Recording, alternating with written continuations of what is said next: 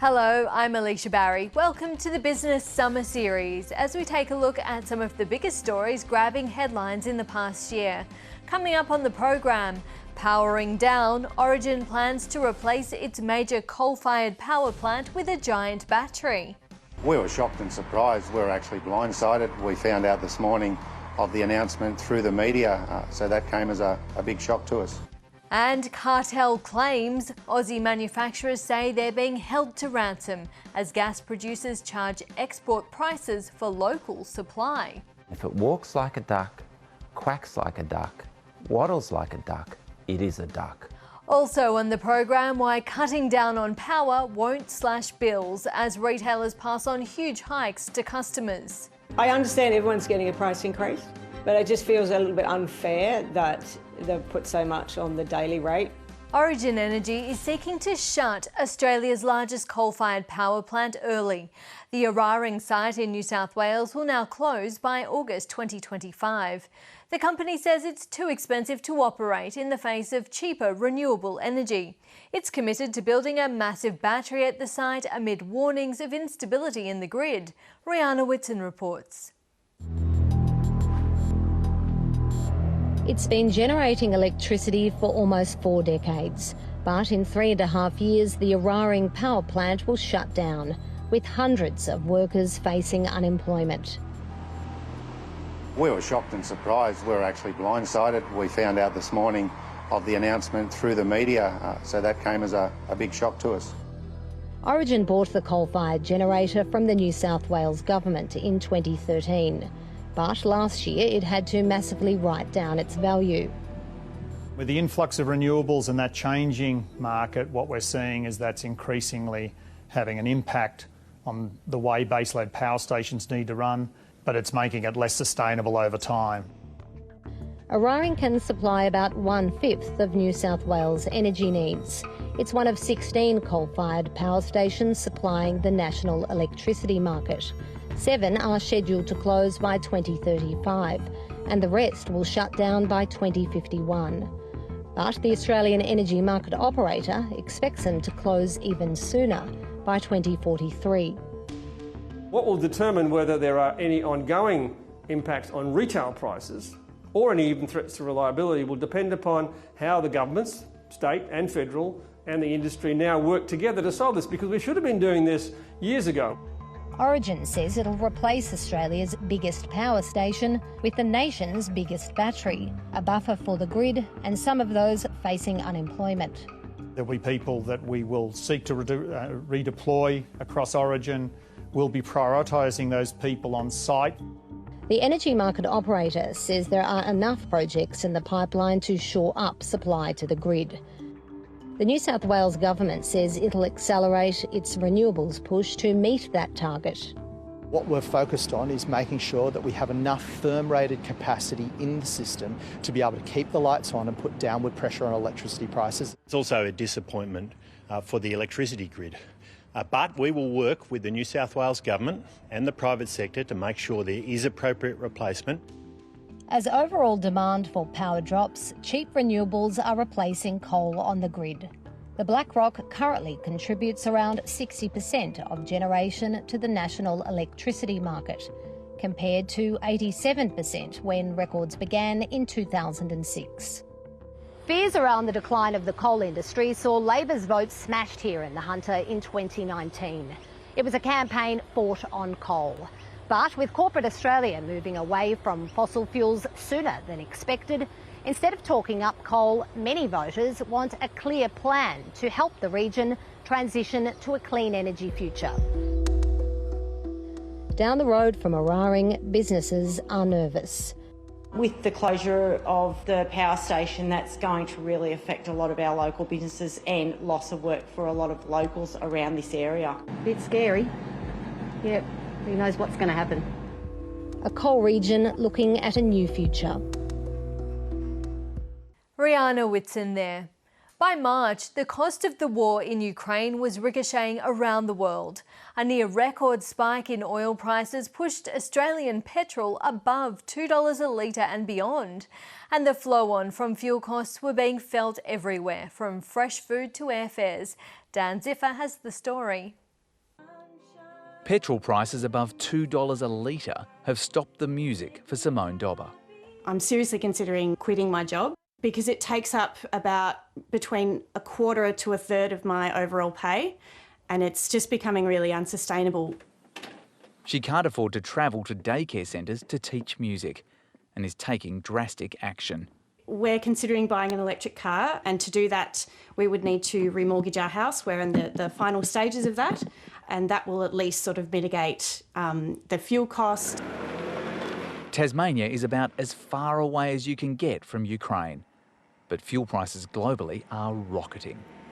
The ongoing conflict in Ukraine is creating significant uncertainty and volatility in global fuel markets, and that's really driven up global fuel prices to near record highs. And it won't be too far before we see $2.10 or $2.20 as the common price that people will be paying right the way across Australia.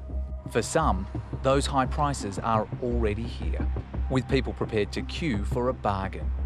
There's a short lag between a lift in the global price of oil and what you pay at the bowser. Recent rises mean there's more pain at the pump ahead. They are going to go up. Overnight, the US banned Russian oil, and the UK is set to follow by year's end. It's harder to unwind oil-dependent Europe. The US president telling Americans to strap in for even higher prices. The decision today is not without cost here at home. Our biggest miner sees the benefit. So there's too many variables to be able to predict accurately. What we can say is in BHP's business, it's had a dramatic impact in terms of commodity prices. Already, the average Australian family is spending a record amount on fuel, around $260 a month. That's up around about $35 since the start of this year, so that restrains people's spending across the economy. Surging fuel prices will flow down the line. Goods like fresh food, where transport is a key part of the cost, will rise. Airfares too. If they stay at these levels, airfares are going to have to go up, and we're going to have to pass them on. 42.2 cents of the cost of each litre is fuel excise. Independent Senator Rex Patrick wants that cut by half as prices soar. Rising fuel prices will fuel inflation and the cost of living. A dangerous combination for a government heading into an election. With no end in sight to conflict and slow uptake of electric vehicles, expect the song to be the same for a while. Please don't take my sunshine away. While fossil fuels are getting more expensive, metals used in renewables are forecast to get cheaper. The price of lithium is predicted to drop as more mines come online to meet the soaring demand for storage systems. And electric vehicles are expected to become more affordable, with sales tipped to increase tenfold by the end of this decade. Amelia Terzon this time.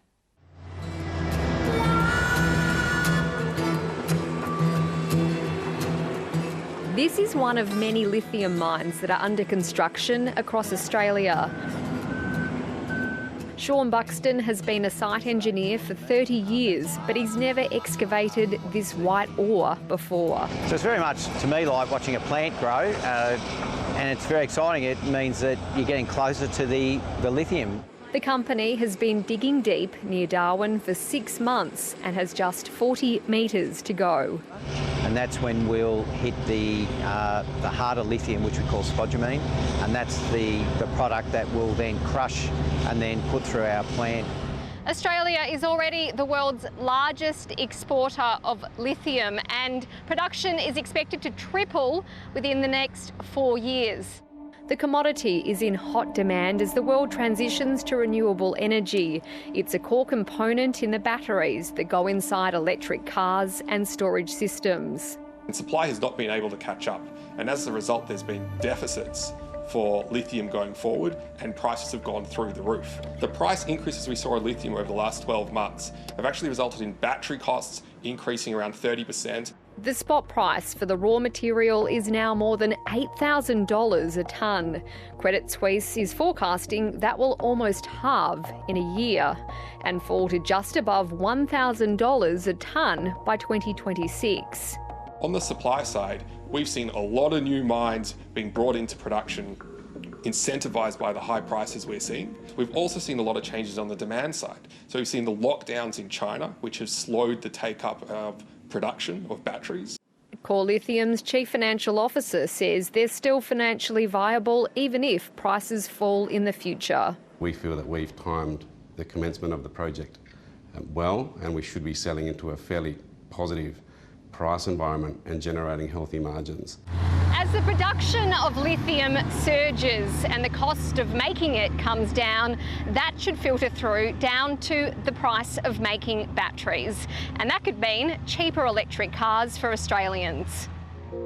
Navigate home. It's a moment that many are waiting for. We do expect that fall in mineral prices will contribute to the falling price of electric vehicles. The government expects that sales of electric vehicles will increase tenfold by the end of this decade. Some 50% of the cost of an electric vehicle comes from the battery and the drivetrain of the vehicle. Core Lithium's future hinges on this shift to renewables. Its buyers include two in China and a deal with one of the biggest in the business, Tesla. There's been many opportunities to celebrate, and that was one of them. I think the shift to decarbonisation is gaining momentum and will continue to do so. A new era of mining that Australia will once again be front and centre. Calls were growing for the federal government to stand on the throat of the East Coast gas producers until they agreed to ensure supply and a fair price for manufacturers on the brink of collapse. The time for simply asking multinational companies that control the market to do the right thing was over. The government was begged to intervene with a gas reservation policy and price controls. Rihanna Whitson again.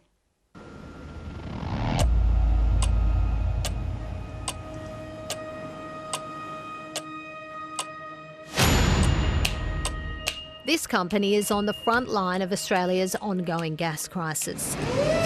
It sterilises 90% of the medical devices used in surgeries around the country. The firm's gas bill has quadrupled in recent months, which will soon be passed on to consumers. Your health insurance is going to go up, governments are going to have to spend more money in the public system for the materials being used. The General Manager claims gas companies are extorting businesses like this. You'd only have to try and negotiate a price for your gas now and see what sort of approach you get. It's take it or leave it. You really don't have a choice. Energy analysts say Sturtec's experience is backed up by a scathing report from the consumer watchdog. It described cartel-like behaviour from the East Coast gas exporters, led by Santos, Origin and Shell. Because of the deliberate strategy to expose Australian consumers to global prices, Australian households and businesses and industry, particularly manufacturing, are paying literally billions of dollars more. In May, a cap was imposed to stop gas prices hitting $800 a gigajoule on the East Coast. In July, they rose to almost $60 before plummeting to just over $10 after the watchdog's report. The industry says extra supply came onto the market after maintenance on LNG export facilities. They've simply flooded the market in the short term, responding to political pressure. Australian Industry Group says the case for forcing producers to set aside gas at cheaper prices for domestic use is growing. It's going to need governments, quite frankly, to put their foot on the throat of gas producers to make sure they uphold their end of the bargain. It's worked in Western Australia. There's no reason to think that if push comes to shove, it couldn't work nationally. Other analysts are calling for a windfall profits tax on gas companies, like the UK has introduced. It removes the incentive for the LNG producers to export all their excess gas overseas to cash in on high gas prices. The gas crisis also affects electricity prices. That's because gas-fired plants like this, which step in to smooth the demand for energy when coal plants are down and there's not enough renewables, become much more expensive to run. Those costs are passed on to households and businesses. The peak body for the industry says there's no gas cartel or collusion to fix prices on the East Coast. No, there's been no behaviour of that kind going on. What we've got is a market that has been under significant pressure. The invasion of the Ukraine and the international geopolitical tensions and disruptions to the energy market. If it walks like a duck, quacks like a duck, waddles like a duck, it is a duck. This is a price-fixing cartel. It's illegal and it should be dealt with the full force of the Australian law. Manufacturers are also calling on the federal government to ensure domestic supply at a fair price. The Australian community owns the gas in the ground. We licence it out to gas companies to be able to extract it and to deliver it to us, and you would expect that that's going to be done at a fair price. A price the industry has so far not been willing to commit to. If you thought cutting back on your energy usage would bring down your power bill, think again. As electricity retailers hiked fixed supply charges to recoup wholesale costs, the energy regulator was forced to cap prices, even suspending the spot market, adding to the pain for people already struggling to pay their bills. Emily Stewart reports.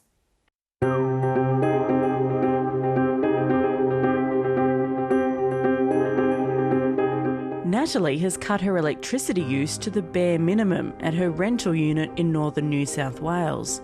She's on a disability pension and money is tight. I don't run a heater. I rug up and don't have a telly, big screen during the electricity. Like many people, Natalie recently received notice her charges were going up. The electricity she uses is only costing her a few cents more, but the fixed rate part, the daily supply charge, is going up a whopping 43%. It means she'll be paying an extra $270 a year. I understand everyone's getting a price increase, but it just feels a little bit unfair that they've put so much on the daily rate, which increases mine significantly more in comparison to other people's. The New South Wales Energy Ombudsman is bracing for a flood of complaints when households receive their winter bills. I expect that every customer will be seeing an increase in the price they're paying. Some energy retailers are saying that's as much as 20 to 30% more. And those rates have been pushed up by what's happening in the wholesale market. The energy market operator, AEMO, says prices tripled in the 3 months to June compared to the same time last year. It's blaming high commodity prices, unreliable coal-fired generators and a cold East Coast winter. Retailers are recouping what the networks pay for poles and wires, to get the electricity to people's homes, but they can pay above what they're charged. The peak body representing power companies has defended the price hikes. We are seeing a lot of reforms happening in the energy market, a lot of pressure on retailers, and they need to recover their costs through bills, which means that in a lot of cases we're seeing supply charges increase.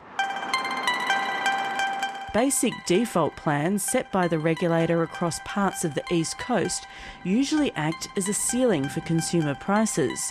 Retailers used to compete to undercut the default offer, but electricity companies are now struggling to provide competitive plans.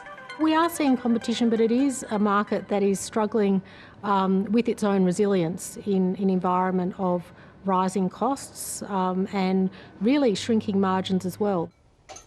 In a pretty remarkable move, a number of small electricity retailers have told their customers to go elsewhere or face a huge hike in their power bills. It's just not profitable for some companies to actually service their customers, and 4 small electricity companies have already collapsed. What we're seeing already is that there is further concentration in the market. That means that there's less opportunity to shop around and find cheaper electricity prices. Not great news for customers like Natalie, who are already struggling. Well, that's a bit tricky because my rent went up $35 a week recently, and I've already done the can I make some savings to accommodate that, which, pretty much I've gone to the edge. I've gone to wherever I can get the savings from. It's making it harder for Natalie to keep the lights on. The ACCC is monitoring pricing and will provide an update to energy ministers later this month. Emily Stewart there. Around 1 in 3 suitable households have solar panels, and that's expected to increase rapidly in the next couple of years. Businesses are also looking for cheaper and greener alternatives to gas. Experts say the time taken to pay back investment in solar panels and even storage batteries is reducing as energy prices keep soaring. Rihanna Whitson reports.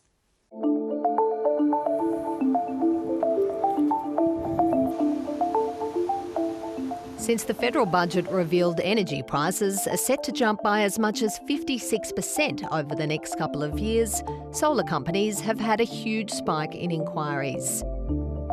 Consumers are losing trust or confidence in the grid and the grid's ability to provide power at a price that's remotely affordable. And naturally that's seeing a very strong transition towards solar and batteries. We're installing the 15 panels today. These are the 425 watt. In less than 2 weeks, calls to this business have increased 750%. Despite the demand, the boss, Chris Williams, says more incentives are needed to speed up the take-up of home storage systems. There's definitely a void of strong rebates. Thousands or tens of thousands of batteries installed across the grid will help to stabilise the grid and will actually bring down prices for everyone. Simon McCready has installed solar on his Sydney home and would eventually like to get a battery. Now is the time with rising mortgage costs, everything, so I wanted to bring my power bills down and I felt that this was a really good way to do it. On his electric motorbike, Nigel Morris is gearing up for an accelerated transition to renewables. The economics are getting better over time, and the more electricity prices go up, the better the payback is. A standard 6 kilowatt solar system costs around $6,000, while a 10 kilowatt battery is $10,500. If energy prices rise by 3% in 12 months, it takes more than 6 years to pay back the solar panels and 19 years for the battery. That reduces to 5 and 13 years if annual energy prices go up 10%. Some industry players are concerned the nation isn't ready for a solar boom. It's extremely hard to manufacture clean energy components here, not just solar. We could become a mass exporter. We need to be focusing on technologies and manufacturing technologies here. Electric vehicles, vehicle manufacturing, solar products, wind products. This brewery says any help the broader manufacturing industry can get to go green, the better. In brewing, we've got quite a favourable energy and heat sort of spread, so it allows us to use things like heat pumps, like solar thermal, like photovoltaics, to really reduce our reliance on fossil fuels. With the help of government grants, this business has been able to spend millions on solar and other technologies. It's not just the big and expensive energy efficiency measures that make a difference. Relatively cheap fixes like insulating valves have reduced this company's reliance on gas by 5% a year. Overall, Brick Lane's gas use is down 38%, and its need for electricity from the grid has been cut by 30%. Reducing our reliance on primary energy in the first place, but certainly on fossil fuels, makes good business sense. A renewables boom accelerated by businesses and households. Rihanna Whitson there. The race to go electric is heating up among car makers, with one major brand pledging to end sales of petrol-powered vehicles in Australia within 4 years. The announcement by Volvo comes as the federal government pushes ahead with legislation to drive down the cost of EVs. Manufacturers say without emission standards, there's little incentive to send cleaner vehicles to Australia. Amelia Turzon reports. Volvo is charging ahead in Australia. The international brand is pledging to sell only electric cars like this one by 2026. That is 4 years earlier than its global commitment. I personally don't think there's a future for combustion engines. We can't keep selling old technology that's outdated and also keeps pumping out lots of CO2. Volvo only sells hybrid models in Australia. I'm a great believer that in Australia we can't be half in and half out. We've got to either go for it and be authentic or not at all. Volvo's 2026 pledge to ditch petrol-powered vehicles entirely will see it join the EV purists like Polestar and Tesla. Both brands secured deals here to supply Hertz. The rental car company's boss says that customer demand is strong. I think the transition will go a lot faster than people realise, and announcements like Volvo saying only EVs after 26 is a signal that the manufacturers have actually seen this. Polestar is owned by Volvo's head company, Geely, meaning the brands will soon be direct competitors. Polestar went on sale in February of this year and we've already delivered over 1,000 vehicles. Tesla is the only one of the three brands with a model currently in Australia's top 20 most popular new vehicles. It sold more than 1,000 of its Model Ys in October. The Ford Ranger claimed the top spot, selling 5 times that amount, while Toyota dominated much of the list with more than 14,000 sales for 7 vehicles. Toyota says it'll be offering electrified versions of all of its cars, like this four-wheel drive, by 2030.